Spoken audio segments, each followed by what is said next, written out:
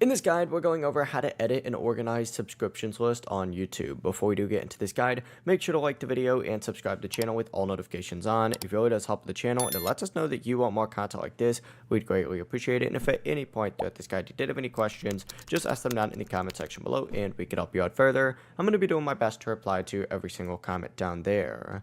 First things first, what you need to do is go ahead and tap on subscriptions down at the very bottom of your YouTube app. It's going to open up a page that looks something like this.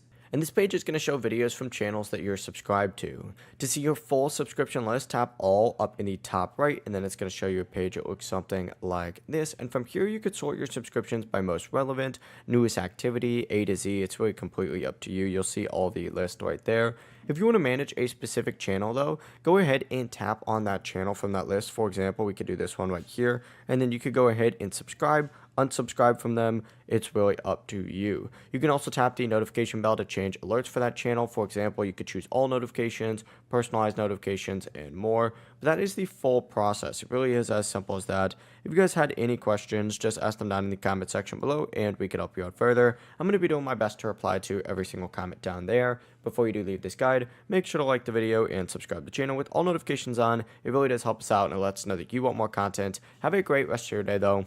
Peace.